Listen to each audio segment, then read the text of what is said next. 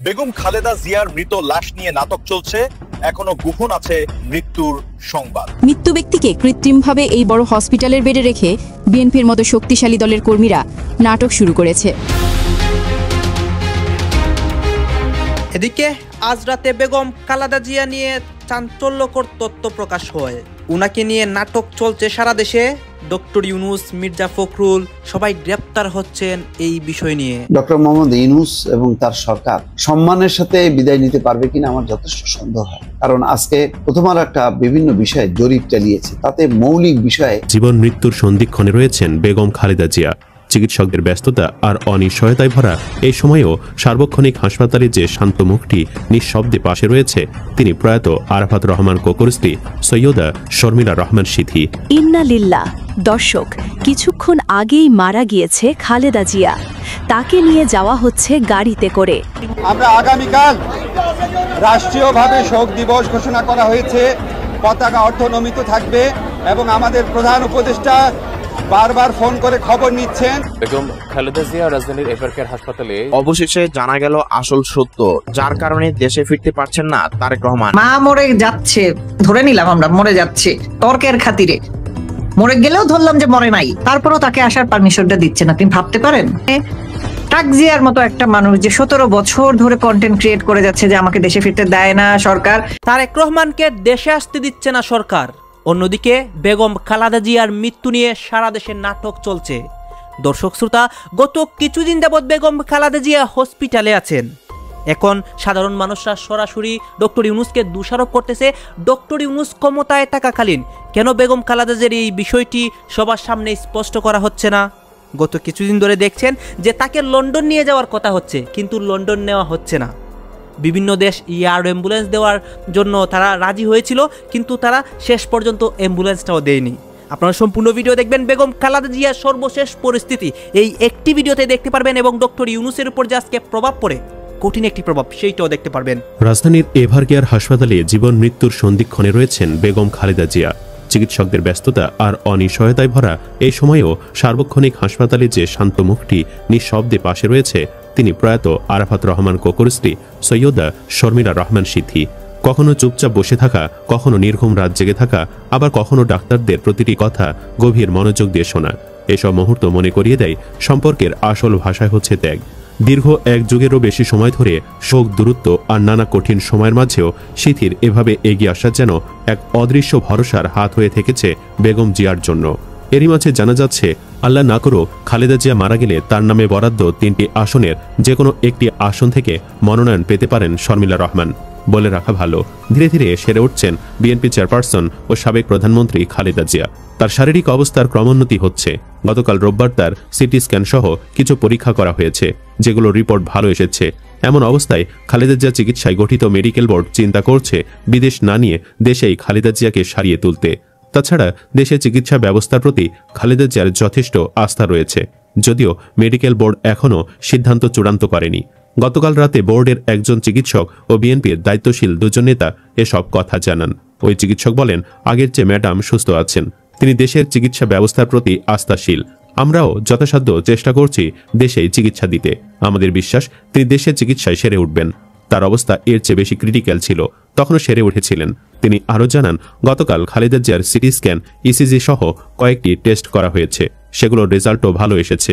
তার স্বাস্থ্যের বিভিন্ন প্যারামিটার উন্নতি হচ্ছে। খালেদা জিয়াকে আর কতদিন সিসিইউতে থাকতে হবে জানতে চাইলে মেডিকেল বোর্ডের এই চিকিৎসক বলেন, এটি নির্ভর করছে ম্যাডামের শারীরিক উন্নতির ওপর। দেশি বিদেশি চিকিৎসক সর্বোচ্চ চেষ্টা করছেন। তার পুত্রবধূ ডাক্তার জোবাইদা রহমান শয্যা পাশে থেকে চিকিৎসার বিষয়গুলোর সমন্বয় করছেন, আর নার্সের ভূমিকা আছেন শর্মিলা। দুজনই বেশ কয়েকদিন দেশেই থাকবেন। খালেদা জিয়া কথা বলতে পারেন কিনা জবাবে এই চিকিৎসক বলেন, কিছুটা বলার চেষ্টা করছেন পরিবারের সদস্যদের সঙ্গে। তার ছোট ভাই, ভাইয়ের স্ত্রী, 2 পুত্রবধূ সার্বক্ষণিক পাশে আছেন, তাদের সঙ্গে মাঝে মধ্যে কথা বলার চেষ্টা করেন। এদিকে কাতার আমিরের সৌজন্যে বিশেষ এয়ার অ্যাম্বুলেন্স প্রস্তুত রয়েছে বলে বিএনপির দায়িত্বপ্রাপ্ত নেতারা জানিয়েছেন। তারা বলেছেন, খালেদা জিয়ার মেডিকেল বোর্ড পরামর্শ দিলেই এয়ার অ্যাম্বুলেন্স চলে আসবে।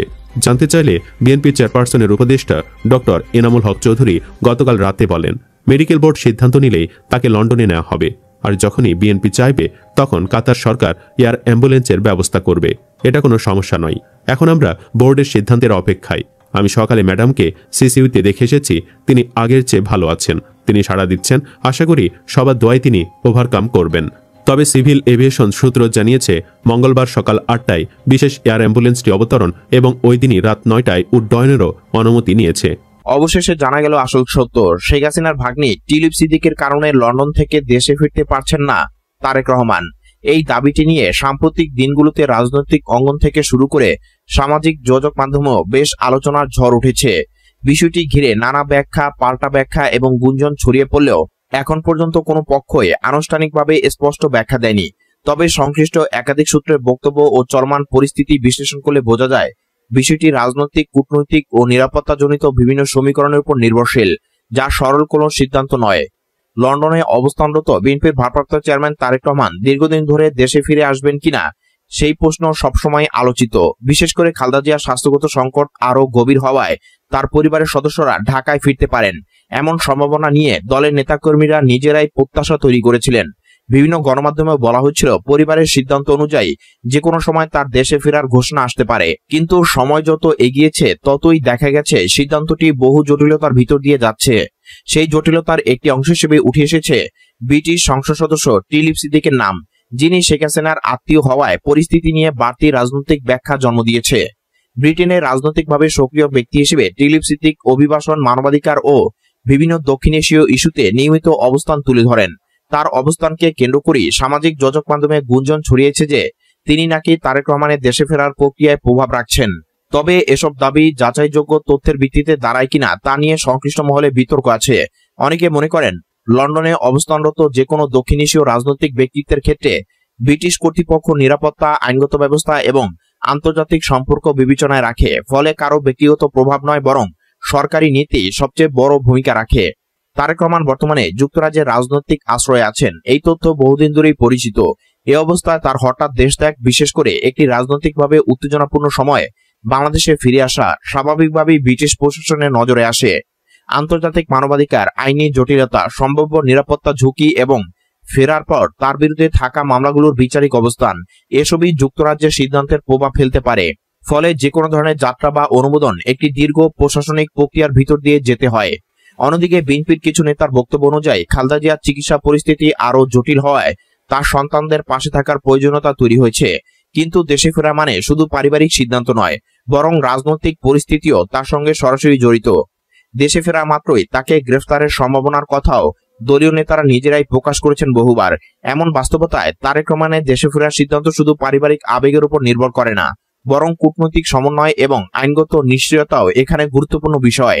এদিকে বিএনপির অনেক নেতাই অনানুষ্ঠানিক আলোচনায় স্বীকার করেছেন যে তারেক রহমানের দেশে ফেরার সিদ্ধান্ত যতটা না রাজনৈতিক কৌশলের বিষয়, তার চেয়ে বেশি আইনি ও আন্তর্জাতিক জটিলতার উপর নির্ভরশীল।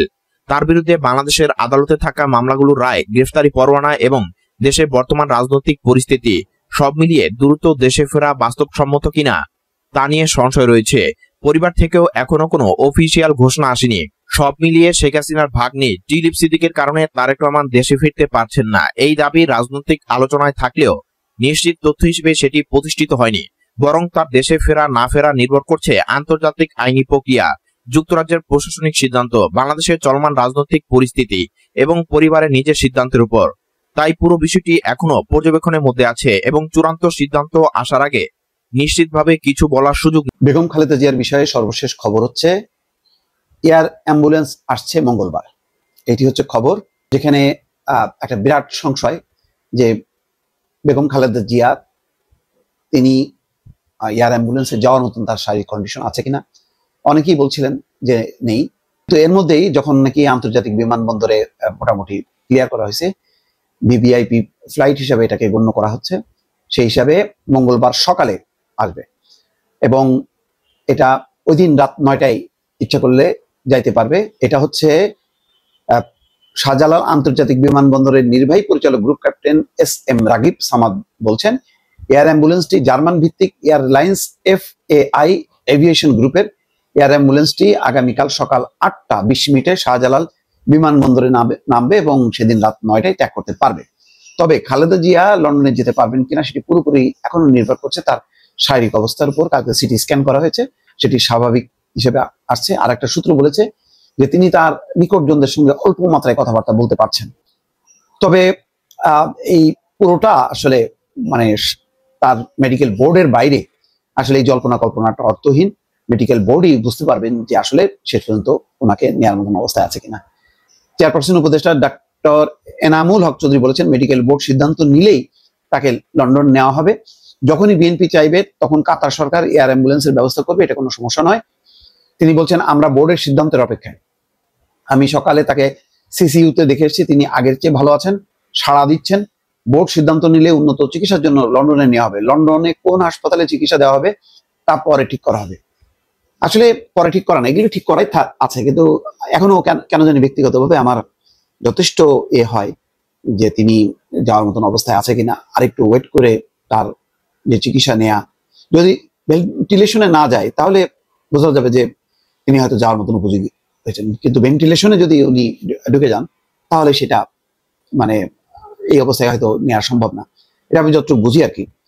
খালেদা জিয়ার চিকিৎসায় গঠিত মেডিকেল বোর্ড উন্নত চিকিৎসার জন্য তাকে যুক্তরাজ্যে নিয়ে যাওয়ার সিদ্ধান্ত দেওয়ার পর জানানো হয়েছিল গত জানুয়ারির মতো এবারও কাতারের আমিরের বিশেষ এয়ার অ্যাম্বুলেন্স তাকে পাঠানো হবে। কিন্তু এয়ার অ্যাম্বুলেন্স স্বাভাবিকভাবে যেটা জানা যাচ্ছে, যেহেতু বেগম খালেদা জিয়ার বিদেশ যাত্রাটা অনিশ্চিত, ফলে অনিশ্চিত অবস্থায় ওই রয়্যাল এয়ার অ্যাম্বুলেন্স বসে থাকতে পারে না। আর রয়্যাল অ্যাম্বুলেন্সের যেই সিটিং ক্যাপ মানে অ্যারেঞ্জমেন্ট, সেটা বলা হচ্ছে যে অনেকটা সোফার মতন। কিন্তু বেগম খালেদা জিয়া আর সোফার মতন করে যেতে পারবে না, তাকে পুরোপুরি শুয়ে যেতে হবে। তো তার উপযোগী হচ্ছে এয়ার অ্যাম্বুলেন্স, হচ্ছে জার্মান ভিত্তিক যে কোম্পানি, তার সেই এয়ার অ্যাম্বুলেন্সটি সেটি আসছে।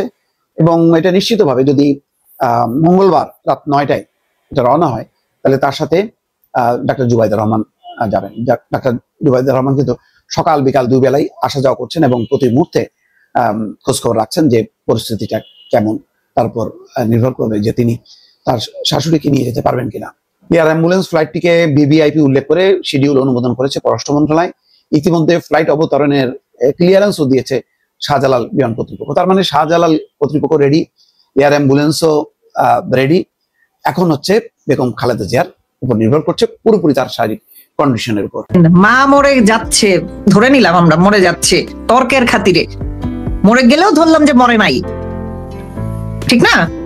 তারপরও তাকে আসার পারমিশনটা দিচ্ছে না। আপনি ভাবতে পারেন ট্রাক জিয়ার মতো একটা মানুষ যে 17 বছর ধরে কন্টেন্ট ক্রিয়েট করে যাচ্ছে যে আমাকে দেশে ফিরতে দেয় না স্বৈরাচার প্যাচিস্ট শেখ হাসিনার সরকার, সে যদি দেশে ফিরে যাইতো, আপনার কি মনে হয়?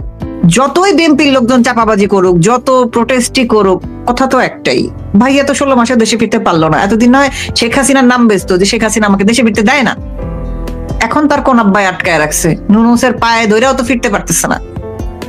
আপনি যে বললেন যে জামায়াত ইসলামীর লাভ কি, এটাই জামায়াত ইসলামীর লাভ। 54 বছর পরে তারা হুঙ্কার ছাড়তেছে, 54 বছরের আগের প্রতিশোধ তারা নিবে। আপনার কি মনে হয়? অসংখ্যবার তারা বলে, অসংখ্যবার জামায়াত ইসলাম এগুলো বিভিন্ন হাটে ঘাটে মাঠে তারা বিগত 16 মাসে এটা বলেছে যে আমরা 54 বছরের প্রতিশোধ নিব। তাহলে এটা আপনার কি মনে হয় কিসের প্রতিশোধ নিবে? সেখানে বিএনপি কে খানা আছে? এবং বিএনপি কে এই যে দেখেন, ধরে নিলাম তার পাসপোর্ট হয় নাই, এই মুহূর্তে সে যদি দেশে ফিরে যায়, পাসপোর্ট তার যে রাজনৈতিক আশ্রয় যেটাকে আমরা পলিটিক্যাল অ্যাসাইলাম হিসেবে জানি, সেটা উঠায় যদি সে চলে যায় দেশে, সেকেন্ড টাইম আর সেখানে ফিরতে পারবে না। এখানে সে আর অন্য কোনো দেশেও পলিটিক্যাল অ্যাসাইলাম চাইতে পারবে না। এবং আমাদের এই কন্টেন্ট ক্রিয়েটর বড় গণতন্ত্রের মানুষপুত্র ভাইয়াটি আমেরিকাতে ব্ল্যাক লিস্টেড, সে আমেরিকাতে কোনোদিন ঢুকতেও পারবে না, স্বনামে কোনোদিন, এবং সব পরিচয়ে কোনোদিন ঢুকতে পারবে না। এবং আমাদের যে 99% প্রতিবেশী ইন্ডিয়া কোনোদিন তাকে ঢুকতে দিবে না, কারণ সে 10 ট্রাক অস্ত্র আনছিল, সেই 10 ট্রাক অস্ত্র দিয়ে সে 7 সিস্টারকে অশান্ত করতে চাইছিল। ইন্ডিয়া কেন এত বড় একটা ইন্টারন্যাশনাল টেররিস্টকে তার দেশের জায়গা দিবে? আমাকে অ্যান্সার দিতে পারবেন কেন দিবে জায়গাটা? এখন আপনি যদি বলেন যে international pressure, this is international pressure, we can say, এইটাকে আমরা এই অ্যাঙ্গেল থেকে ইন্টারন্যাশনাল প্রেসার বলতে পারি। বলতে চাচ্ছেন যে এই যে 10 ট্রাক অস্ত্র মামলায় যে নিশ্চয়ই তারেকদের পক্ষেও আইনজীবী ছিল, তারা এটা আসলে প্রমাণ করতে পারে নাই যে এটার সাথে তারেক জিয়ার সম্পর্ক ছিল না, এটা তারা প্রমাণ করতে পারে না, এটা বলতে যাচ্ছেন? অবশ্যই পারে নাই। কিভাবে পারবে? যে কাজটা সে করছে এবং যেটা সে এটার কি বলে 164 ধারায় জবানবন্দি দিছে, বাবর আমাদের যে উই আর লুকিং ফর শত্রুজ। হ্যাঁ আপনারা তো দেখলেন এখানে কি কথা হচ্ছে, অনেকে কিন্তু অনেক কথা বলতেছে, অনেকে আলোচনা করতেছে, অনেকে সমালোচনা করতেছে দেশের বিভিন্ন অবস্থা এবং পরিস্থিতি নিয়ে। বিশেষ করে এখানে দেশের রাজনৈতিক প্রেক্ষাপট নিয়ে কথা হয়, আরও অনেক বিষয় নিয়ে সবাই সবার মন্তব্য প্রকাশ করে। দর্শক শ্রোতা, এই বিষয়গুলো দেখে এখানে যে আপনাদেরকে বিভিন্ন বক্তব্য দেখেছি, এইগুলো দেখে আপনাদের কি মনে হচ্ছে এবং আপনাদের মন্তব্য কি বেগম খালেদা জিয়া নিয়ে? আপনাদের মন্তব্যটা অবশ্যই আপনারা আমাদের কমেন্ট বক্সে লিখে যাবেন। আর হ্যাঁ, সর্বশেষ আপনাদের কাছে আমাদের একটা রিকোয়েস্ট থাকবে, আপনারা আমাদের চ্যানেলের নতুন দর্শক হয়ে থাকলে চ্যানেলটি সাবস্ক্রাইব করবেন এবং পাশে থাকা বেল বাটনটি বাজাবেন যাতে করে নেক্সট ভিডিওটা সবার আগে আপনাদের কাছে পৌঁছে যায়। ধন্যবাদ।